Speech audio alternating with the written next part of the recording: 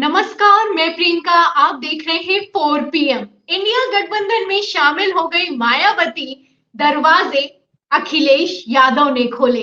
ये खबरें social media पर वायरल हो रही हैं और चौंकाने वाली बात यह है कि अखिलेश यादव ने मायावती का साथ दिया है। मीटिंग में खड़े होकर मायावती के लिए बोला है, मायावती के लिए आवाज उठाई है। तो जब से अखिलेश यादव का बयान निकलकर सामने आया है, सोशल मीडिया से लेकर भारतीय जनता पार्टी के तो पसीने छूट गए हैं, क्योंकि बीजेपी की तरफ से पूरी कोशिश की गई कि किसी ना किसी तरीके से 2024 लोकसभा चुनाव के ठीक पहले ऐसा कर दिया जाए कि सपा, कांग्रेस और बसपा एकजुट ना हो पाए। लेकिन अब एकजुट होते हुए दिखाई दे रहे हैं और 2024 चुनाव के लिए जीत का प्लान भी तैयार किया जा रहा है। तो फिलहाल क्या कुछ हो रहा है, कैसे अखिलेश यादव ने कमान संभाली है, तो दूसरे नेता मुंह ताकते रह गए हैं। आपको अखिलेश यादव का बयान सुनाएंगे, इस पर मायावती का बयान सुनाएंगे और कैसे कांग्रेस ने मायावती से संपर्क साधा है, क्या कुछ हुआ है, एक एक खबर दिखाएंगे और फुल अपडेट करेंगे। इस पर चर्चा भी करेंगे और चर्चा करने के लिए मैं स्वागत करती हूँ वरिष्ठ पत्रकार राशिद जहीर जी का। उत्तर प्रदेश की राजनीति में अच्छी खासी पकड़ रखते हैं। सर से बेहतर कौन ही बता सकता है कि अखिलेश यादव ने जो बयान दिया है ये अपने आप में इसके क्या मायने हैं। नमस्कार सर। अखिलेश यादव से का बयान निकलकर सामने आया है कि बोले हैं कि बीजेपी को रोकने के लिए कुछ भी करेंगे और इंडिया में मायावती को लाने के लिए अखिलेश यादव तैयार हो चुके हैं। तो कांग्रेस को इसी बात का डर सता रहा था कि कहीं अखिलेश यादव खिलाफत ना करते, लेकिन अब एकजुटता निकलकर सामने आ रही है सर। बिल्कुल बात सही है, मजबूरी भी कही है या जरूरत भी है इस वक्त प्रियंका। अगर आप भारतीय जनता पार्टी से लड़ाई लड़ना चाहते हैं तो you have to unite at the platform. आपको एक प्लेटफॉर्म पे आना ही पड़ेगा। और अभी इससे पहले उनके बयानात कुछ डिफर भी थे। बसपा का जब भी कोई नाम ले दिया करता था, खास करके कांग्रेस, क्योंकि प्रियंका गांधी का जहन जो है वो शुरू से ही मायावती को गठबंधन में लाने का था। और गाय बगाए जब वो जिक्र करती थे तो अखिलेश यादव या समाजवादी पार्टी थोड़ा उखड़ जाते थे। लेकिन देर आयत दुरुस्त आयत, अगर वो आ गए हैं अच्छी बात है। मायावती के बिना संभव नहीं है उत्तर प्रदेश में आप एक ऐसी लड़ाई लड़ पाए जो भारतीय जनता पार्टी को यहाँ से खदेड़ दे। तो अखिलेश यादव अगर ऐसा कह रहे हैं, हालांकि चर्चा कुछ और भी है, वो मैं इसी प्रोग्राम में बता दूंगा कि 65 और 15 सीटों की बात भी है।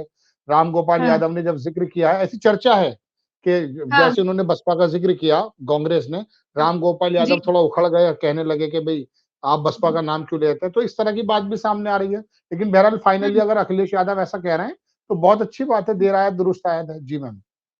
हाँ जी सर, सूत्रों के हवाले से खबरें निकलकर सामने ये भी आ रही है कि तनातनी भी, और तनातनी तो जग जाहिर भी है, बयानात भी निकलकर सामने आए।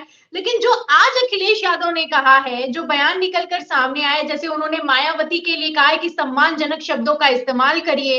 अखिलेश यादव के बयानों में जिस तरीके से नर्म होते हुए दिखाई दे रहे हैं। फिलहाल क्या कह रहे थे सर, बयान ही सुना देती हूँ। पहले क्या कह रहे थे अखिलेश यादव और अब क्या कह रहे हैं, बयान सुना देते हैं, फिर इस पर आगे की चर्चा आगे बढ़ाते हैं। है तो क्या अगर मायावती इस गठबंधन में जुड़ती है तो ये इंडिया गठबंधन के लिए फायदा होगा या नहीं होगा? उसके बाद का भरोसा आप दिलाओगे?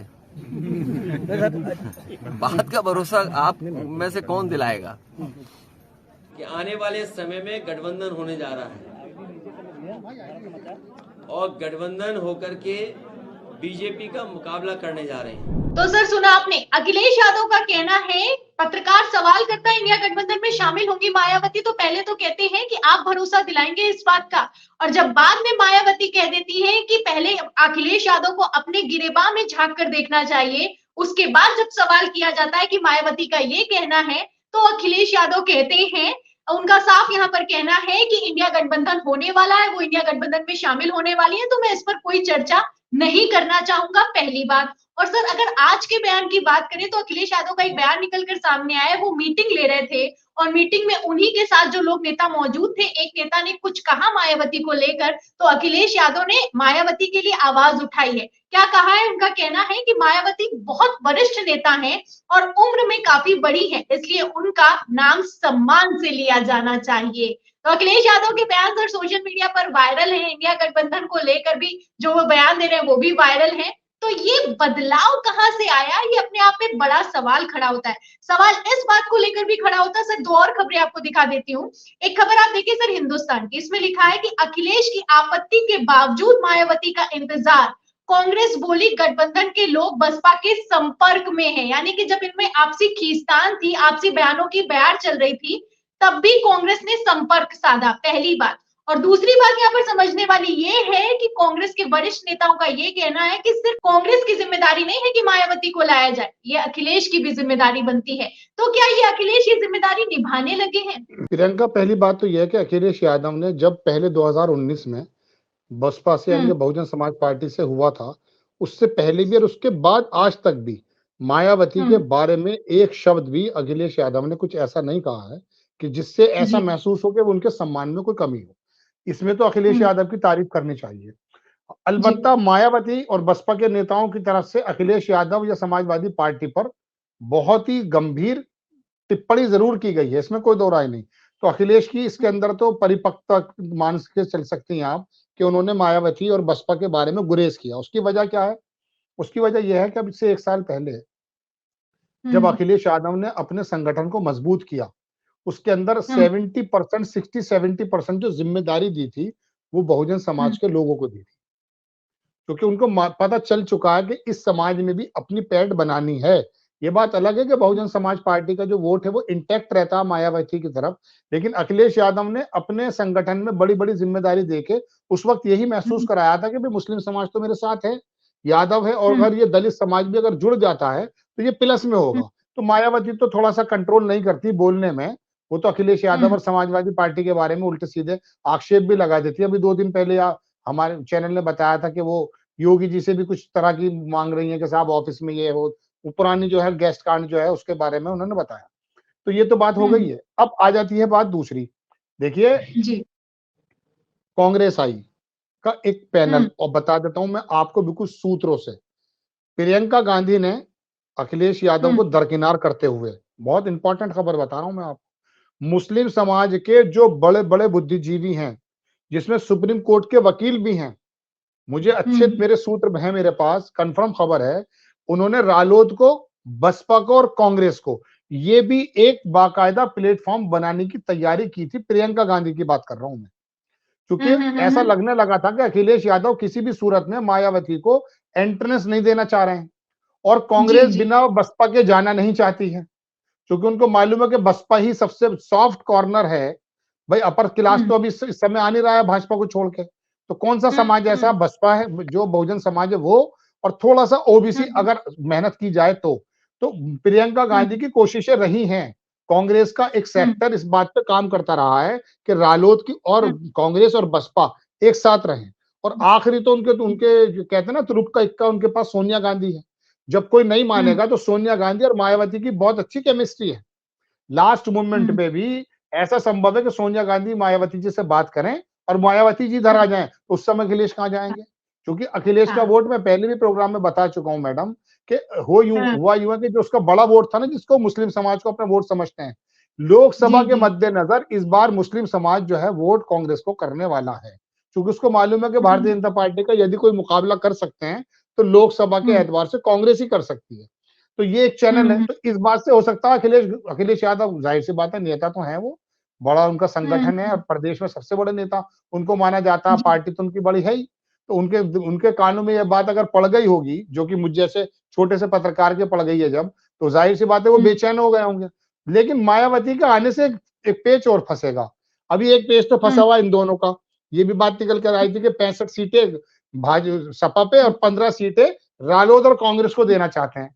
अगर मायावती की एंट्री हो गई तो मायावती अपने कद के हिसाब से फैसला करेंगे। फिर मायावती अगर गठबंधन में आ जाती तो वो कहेंगी 40 सीटें तो मुझे दे दीजिए, बाकी में आप तय कर लीजिए। या ये भी संभव है वो यूं कहें कि भाई 30-30 सीटें या 35-35 सीटें हमें दे दीजिए और 10 सीटें आप कर लीजिए, ऐसा भी संभव, क्योंकि मायावती का निशान जो है ना पार्टी का, वो तो हाथी है ही, लेकिन उनकी पार्टी का भी हाथी का पैर ही है, वो 10-15 सीटों वाली पार्टी नहीं है। जी मैम। हाँ।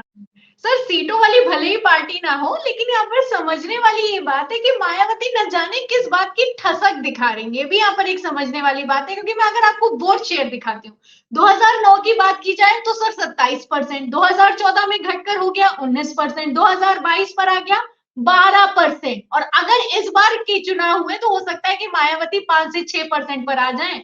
लेकिन फिर भी इन सब के बावजूद भी मायावती के, जैसे कि आप बयानों का जिक्र कर रहे आप हैं, लगातार 2017 का भूल गई। 2017 में इनको 21% वोट हाँ, मिला था और हम्म, 2022 में इनका वोट रह गया लगभग 11.5-12% के करीब रह गया। तो जी जी जी। मायावती का जो वोट था ना, मैं आपको बता दूं, मायावती की हम्म ठसक, मायावती की एक, कह सकता हूं, मैं अपने वो शब्द इस्तेमाल नहीं करूंगा, लेकिन हाँ दबंगई हाँ। जो है ना उनकी इतनी जबरदस्त है। उनकी सरकार हम्म चलाने में भी ऐसे ही मामला था, वाकई बहुत शानदार सरकार चलाई है मायावती ने, हाँ इतनी लाजवाब सरकार चलाई है। मैं अपने टॉपिक से अलग नहीं हटूंगा कि कल्याण सिंह हाँ। याद आते हैं। दो ही लोग ऐसे हैं जिन्होंने सरकार चलाई है, या तो मायावती ने हम्म या फिर कल्याण सिंह ने, जो कहते हम्म बहरहाल। लेकिन उनका जो वोट परसेंटेज है ना प्रियंका, मैं आपको बताऊं, ये हम्म बेसिकली 21% जो वोट इनको मिला था पिछले 2017 में, और अब 2022 में इनको रह गया 11.5% के करीब। तो हम्म 2011 की बात मैं आपसे बताऊं, इनका जाटा हम्म समाज का जो वोट है ना वो 21% नहीं है देश में, ये उत्तर प्रदेश में। हम्म टोटल एससी वोट तो है 20-21%, लेकिन इनका जो अपना समाज है वो लगभग 13-13.5% का है। वो 13% वोट इनके साथ इंटैक्ट है आज भी। इलेक्शन ये मन हम्म से लड़ें या ना लड़ें, इन पर इंटैक्ट है। और बाकी जो 7-8% वोट है ना, जिसको सोचते हैं मायावती जी का या काशीराम का या इनका, इनका नहीं है वो। 7-8% एससी के अंदर भारतीय जनता पार्टी का कंफर्म वोट है। ये जितनी भी वाल्मीकि टाइप की बिरादरी है ना, जितनी सारी, ये सब भारतीय जनता पार्टी को देती हैं पिछले 25 सालों से। तो वो जो 11 से 12 से 21% हो जाता था मायावती का, उसकी वजह ये थी कि वो 100 कैंडिडेट मुसलमान उतार देती हैं, 30 कैंडिडेट लोकसभा में मुसलमान उतार देती हैं। तो मुस्लिम और प्लस दलित ये जब जुड़ जाता है तो इनका हो जाता है 20-21%। और अगर मुस्लिम हट जाता है इनके पास से, जैसा कि 2022 में हट गया था पूरी तरीके से, तो इनका 11.5-12% इनके पास रहता है। तो इनकी वोट 11-12% है, लेकिन इस वोट को आप दरकिनार तो नहीं कर सकते ना, ये तो बहुत बड़ा वोट है। इतना वोट तो अखिलेश यादव का भी नहीं है। हाँ हाँ हाँ, बिल्कुल और सर। ये, और और वो प्रियंका कथा कलामी की माँ। जी बोलिए बोलिए। इसी बात पे लगता है सर कि वो नहीं कभी गुरेज करती, जैसा आप कह रहे हैं ना, दबंगई रहती है, और दबंगई उनके बयानों में भी दिखाई देती है। अखिलेश यादव में एक मैच्योरिटी दिखाई देती है, लेकिन मायावती ऐसे हड़का देती है, ऐसे गिरेबान में झांक के। देखो, एक सच सच बहुत बड़ा बयान अभी इन्होंने बीते रोज दिया कि गेस्ट हाउस कांड हो सकता है, मुझे सुरक्षा दी जाए, मेरी जान को खतरा है। आप जिसके साथ गठबंधन करने की तैयारी हो रही है, खबरें निकलकर सामने आ रही, आधिकारिक मोहर तो 15 जनवरी को लगेगी जब मायावती का जन्मदिन होगा। लेकिन एक तरीके से आप देखिए कि यहाँ पर मायावती को किसी बात का इसीलिए लग रहा है कि कोई डर नहीं सता रहा, भले ही उनका वोट परसेंटेज खिसकता चला जा रहा है सर। नहीं, मायावती तो देखिए बोल्ड लीडर हैं, मतलब अपने वोट को लेकर के भारतीय जनता हम्म पार्टी के सामने तो देखिए वो कहीं ना कहीं कंप्रोमाइज करती हुई नजर आई हैं। और उनके ऊपर हाँ। कई बार ये तमगा भी लगा है कि वो बी पार्टी हैं।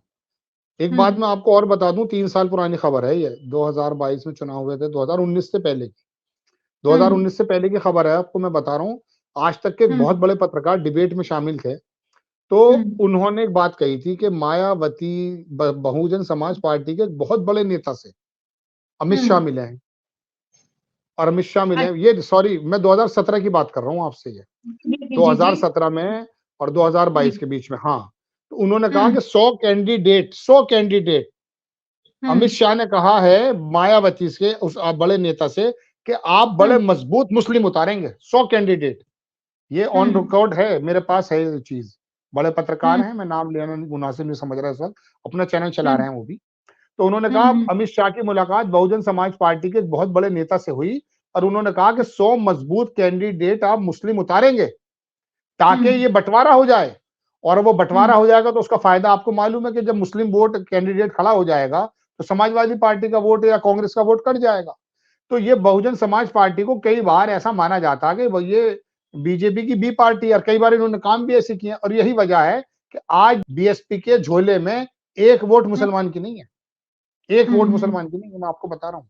ये हम्म 2022 के चुनाव में टोटल हम्म 100% वोट जो मुसलमान का जितना भी कास्ट हुआ है, कुछ अगर हम्म। मुस्लिम कैंडिडेट को छोड़ दिया जाए, सारा का सारा समाजवादी पे गया है। सवाल ये भी खड़ा होता है, आपसे ये भी पूछना चाहूंगी, ईडी का दबाव है क्या? मायावती देखिए पर? ये हम आधिकारिक रूप से तो इसलिए नहीं कहते, लेकिन इनके भाई की जो अकूत संपत्ति है, मैं कई बार अपने प्रोग्रामों में बता चुका, इनके भाई हाँ, को मुलायम सिंह ने माली की नौकरी लगवाई नोएडा प्राधिकरण में। जी जी जी। और आज वो भाई जो माली की नौकरी पे आए थे, वो अरबों खरबोपति हैं। पेगासस के बारे में बात इनके ऊपर उड़ती है, अकूत हम्म संपत्ति, होटल्स और उनके भाई का जो तमाम कारोबार है, उनको मालूम है। और कई सारे नेताओं ने तो टीवी पर आकर कहा कि मायावती ने कहा है कि आप लोकसभा में ज्यादा सवाल मत पूछा करो इनसे। बहुजन हम्म समाज बीजेपी के गवर्नमेंट में के बड़े इस टाइप के उसे बसपा के नेता की ये खबर है। मैं तो शब्द इस्तेमाल नहीं कर सकता, बदमाश नाम का इस्तेमाल लिया उन्होंने, कि उन्होंने कहा कि हम्म ये जो पार्टी में सत्ता में बैठे हैं ये बड़े दबंग है, ये बदमाश लोग हैं, हम भी परेशानी हम्म में आ जाएंगे। परेशानी में तो यूं आ जाएंगे ना कि तुम्हारे भाइयों हम्म पे अरबों खरबों की दौलत है। और जाहिर, लेकिन एक बात मैं और बता दूं, मैंने कल भी हम्म बताया था कि हम्म मायावती को ये डर बिल्कुल निर्मूल है। मायावती को नरेंद्र मोदी 100 बरस तक भी जिंदा रहेंगे, छेड़ नहीं सकते। क्योंकि मायावती हम्म को जेल भेजना या उनके घर पे पुलिस भेजना का मतलब है हिंदुस्तान में दलित समाज की सबसे बड़ी नेता का उत्पीड़न करना, और उसकी परेशानी इतनी होगी कि भारतीय जनता पार्टी का बहुत बड़ा वोट खिसक जाएगा। मैं आपको सच बता रहा हूं, मायावती इस बात को जानती नहीं है। इसीलिए वो जानती हैं, और इसीलिए सर यहाँ पर पूरी कोशिश भी की गई कि मायावती ना किसी ना जाए ना इंडिया गठबंधन में। लेकिन अब तो इंडिया गठबंधन की तरफ से तो ग्रीन सिग्नल आ चुका है। अब ये देखना होगा सर कि मायावती जो 15 जनवरी को ऐलान करती है उसमें क्या निकल कर सामने आएगा। और सर यहाँ पर मैं एक सवाल ये करना चाहूंगी कि अगर मायावती शामिल हो जाती हैं इस गठबंधन में, तो जो ये सीटों का गणित है इसको लेकर आप क्या कहना चाहेंगे, क्या बैठेगा? क्योंकि आपने कहा कि बसपा अभी ना मानने के लिए तैयार है, ना सपा मानने के लिए तैयार है, सीटों को लेकर क्या होगा सर? देखिए प्रियंका, बात ऐसी है कि मायावती हो अखिलेश, बिना कांग्रेस के तो अब इनको खत्म हो जाने हैं 2024 के बाद, अगर ये गठबंधन में ढंग से नहीं आए। और ये जी। जितनी भी बातें हैं सब नूरा खुश्ती हैं, इनको सबको एक प्लेटफॉर्म पे आना ही पड़ेगा, क्योंकि इनकी हम्म सबकी लगामें भारतीय जनता पार्टी के हाथ में है। 2024 हम्म के 6 महीने के इलेक्शन बदलने तो दीजिए।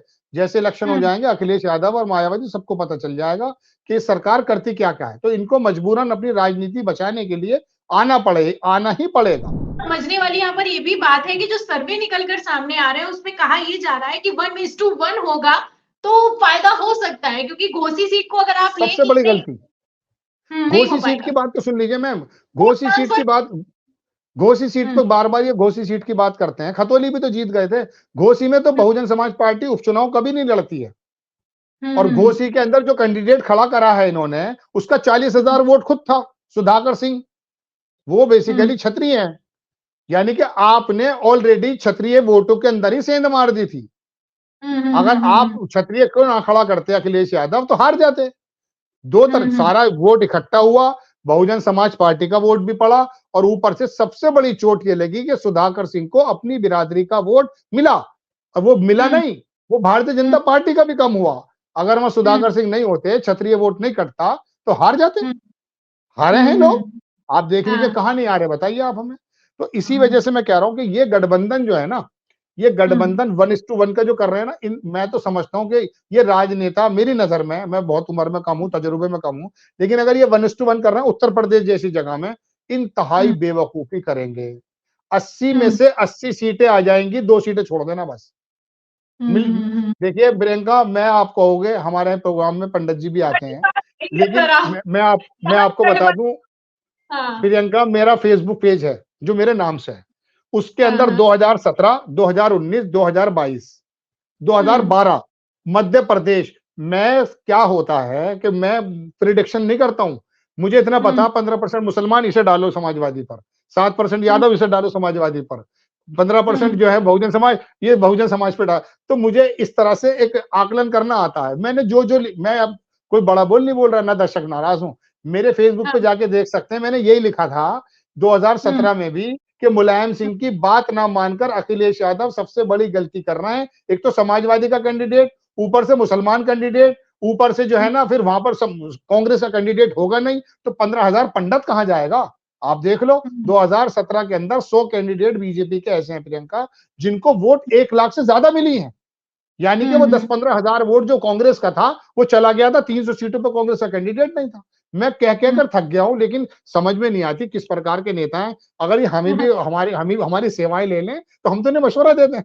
बिल्कुल सर, काफी बड़ी बातें कही है सर आपने। हालांकि यहाँ पर तो समझने वाली बात ये है जो आपने कही है, मेन पॉइंट यही है कि अस्तित्व की भी लड़ाई है। अगर 2024 चुनाव में ये लोग एक साथ नहीं आएंगे तो इनका अस्तित्व भी एक तरीके से खत्म होता हुआ दिखाई दे रहा है। और अखिलेश यादव को चाहे ना चाहे झुकना भी पड़ेगा। यहाँ पर कई सवाल इसलिए भी खड़े होते हैं क्योंकि अगर मायावती कुछ कह भी रही है, अगर अखिलेश इस गठबंधन में नहीं शामिल हुए तो हो सकता है कि उनका सफाया भी हो जाए। तो बहुत बहुत शुक्रिया सर, जानकारी आपने दी है। तो यहाँ पर समझने वाली बात यह है कि जिस तरीके से अखिलेश यादव ने अपने बयानों में नरमी लाई है, अखिलेश यादव ने जिस तरीके से मायावती के लिए आवाज उठाई है, कहना है कि मायावती के लिए सम्मान से बात करिए, लेकिन मायावती है कि सम्मान से बात करने के लिए तैयार नहीं है। फिलहाल इंडिया गठबंधन की तरफ से तो ग्रीन सिग्नल हो चुका है। जैसा कि कहना है कि अगर मायावती नहीं आएंगी तो सोनिया गांधी और मायावती के इतने अच्छे संबंध हैं कि सोनिया गांधी ने संपर्क किया नहीं कि मायावती इंडिया गठबंधन में आ जाएंगी। तो 15 जनवरी को ऐलान होने वाला है, आधिकारिक मोहर लगने वाली है।